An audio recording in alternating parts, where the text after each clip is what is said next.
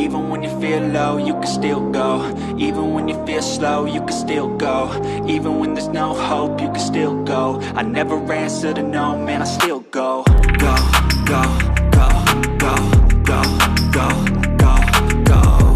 Hello guys! It's me again, Krong TV, at sa video ito pag-uusapan natin ang mga nakakapanabik na pangyayari patungkol sa ating paboritong manga at anime series na One Piece. Sa video ito pag-uusapan natin kung sino nga ba ang crew nga ni Joy Boy, kung saan sinasabi nga na kabilang nga daw dito ay ang ancestor nga ng D-Clan. Ang pangalang Joy Boy ay sinasabing taglay ng dalawang tao. Ang una and most well-known one ay extremely relevant figure sa Void Century na nagkaroon talaga ng importanteng role sa history ng Fishman Island at nag-iwan nga daw ng unimaginable value sa last island ng Grand Line. Siya ay unang na-mention ang Ryogo Poneglyphs na binasa nga ni Nico Robin sa Sea Forest. Based nga sa historical recordings ni Joy Boy na naiwan sa Poneglyphs, pinapaniwalaan na si Joy Boy ay babalik around 800 years after ng Void Century. Matapos ngang ma-awaken ni Monkey D. Luffy ang kanyang mythical zone type devil fruit, ang Hito-Hito no Mi model Nika, ayon kay Zanesha ay bumalik na nga daw itong si Joy Boy. Bukod pa nga dyan, ayon kay King Neptune, there is a legend sa royal family na tao nga daw na magpupulfill sa promise ni Joy Boy.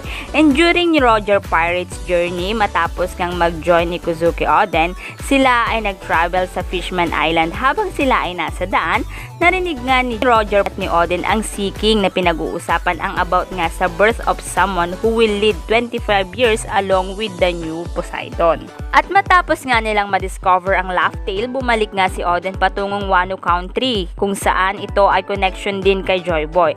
At dito nga ay gumawa nga siya ng plano to open up the enclosed land preparation ng pagbabalik ni Joy Boy.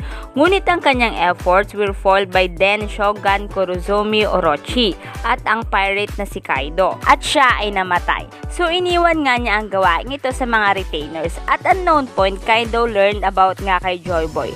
At si King nga na member nga ng Beast Pirate at Lunarian ay seemingly nga na naniniwala na si Kaido nga ay ang siyang magiging Joy Boy at siyang magbabago sa mundo. So kung titignan mabuti, malaki ang magiging papel ni Joy Boy sa buong One Piece series, na nung una pa nga ay pinaniwalaan natin na siya nga ang nagpakalat ng Poneglyphs, pero yun nga, hanggang sa yon ay inilabas nga ang bagong karakter nitong nakaraang chapter, which is si Nefertari Di Lily, na siyang sinasabing ang siya talaga ang nagpakalat ng Poneglyphs. Pero ito nga, wala pa kang gaanong information about kay Joy Boy, kasi parang si Joy Boy ay figure of deep historical at mythological relevancy sa One Piece series.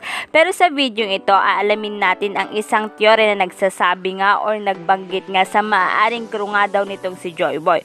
Una nga, ayon dito sa teorya, sinasabing maaaring ang ilan sa mga crew nga ni Joy Boy ay ang mga ninuno ng D-Clan. Sa mga hindi nakakaalam, ang mga taong merong middle initial na D are some of the most powerful individuals sa One Piece series. Sila din ay ang kinukonsidered na threat sa Celestial Dragon and also threat to God. And most member ng D-Clan ay common sa kanila ang mamatay ng nakangiti. So far, kung mapapansin, malaki talaga ang impact ng member ng D-Clan sa mundo, katulad na lamang ni Goldie Roger at syempre ni Monkey D. Luffy. Pero paano nga daw kung mali pala ang pag-aakala natin about sa D-Clan or sa may mga initial na D? I mean, hindi talaga sila isang clan, kung saan sinasabi na maaaring ang mga ancestor ng mga may initial na D ay actually loyal crew nga ni Joy Boy, kung saan ang D ay sumisimbolo na sila ay member ng crew ni Joy Boy, na maaaring ang letter na D ay first letter ng pangalan ng grupo ng pirates ni Joy Boy, kung saan lahat sila ay mga naghahangad ng kalayaan, at maaari din na ang may mga D initial na ito ay kasamahan ni Joy Boy ay hindi lahat ay human. I mean, parang si Saul na example nga ng Giant D. Ito ay isang magandang example na masasabing ang mga may initial na D ay maaaring hindi talaga galing sa iisang lahi or hindi talaga sila related sa isa't isa, kundi maaaring ang ibig sabihin nito, maaaring they shared something in common.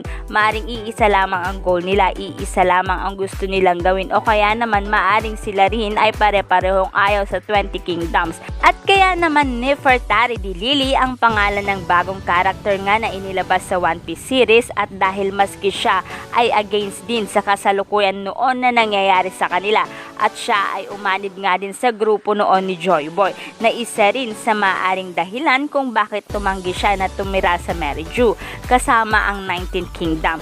At nang malaman nila ang ginawang ito ni Lily ay dito na nga siya pinatay dahil ito ay pagtatraidor nga sa kanila. Dahil kung matatandaan, si Nefertari di Lily ay queen ng Arabasta Kingdom during the time ng Void Century at siya ay kabilang sa 20 monarch credited with the foundation nga ng world government. Pero yun nga, sa lahat ng 20 monarch na ito, si Lily lamang ang tumanggi na tumira sa Merridew na maaaring ang dahilan nito ay ang agenda nila ni Joy Boy. Pero bukod pa nga sa teoryang yan, may ilan pa ang sinasabing crew nga daw nitong si Joy Boy. Una nga dito ay si Zunesha. Zunesha affiliated with Joy Boy 800 years ago. Sa ngayon ay pag-alagala siya through New World at daladala nga niya ang Island of So sa kanyang likuran bilang parusa nga sa hindi nga maipaliwanag na krimen na kanyang ginawa. Maski ang ilan sa One Piece fans ay hindi pa rin matukoy kung ano nga kaya ang ginawa niyang kasalanan kung bakit siya pinarusahan ng ganito. Pero maaaring may ginawa siya sa Void Century, sa Ancient Kingdom, and sa war against nga sa world government. Pero so far, only handful of people have been able to hear Zunesha's voice. So bukod nga kay Zunesha, pinapaniwalaan din na kabilang nga sa crew nga ni Joy Boy noon ay si Kuzuki Toki, born Amasuki, kung saan siya ay asawa ng daimyo ng Kurina si Kuzuki Oden at siya ay ang siyang nanay ni Momonosuke at ni Hiyori. So baka nagtataka kayo guys kung paano nangyari yun, mahigit 800 years ago na nga. Actually guys, si Kuzuki Toki ay ipinanganak around 830 years before nga ang present day. By the time siya ay 26 years old, she jumped forward in a time with her devil fruit ability at nag-arrive nga 30 years before nga ang present, kung saan dito nga niya nakilala si Oden. Malaki ang chance na si Kuzuki Toki at si Joy Boy ay magkakilala at siya ay kabilang din sa crew nito. Maaring siya ay nagpunta lamang sa present day dahil maaring nais niyang makahanap ng bagong Joy Boy na siyang tutupad sa ipinangako ni Joy Boy na hindi nga niya natupad. Pero yun nga, matapos nga siyang mag-stay kay Oden ng 10 years, siya ay na-execute at namatay during nga sa destruction ng Oden Castle. So yan nga guys, ang ilan lamang sa teorya sa kung sino nga ba ang crew noon ni Joy Boy. Pero kung kayo ang tatanungin guys, agree ba kayo dyan? Or mayroon pa kayong mga tao or mga karakter na naiisip na maaaring maging member ng crew ni Joy Boy? I-comment nyo lang inyong kasagutan sa ating comment box at dito na nga nagtatapos ang video ito. Any comment and suggestion, just comment down below. Thank you!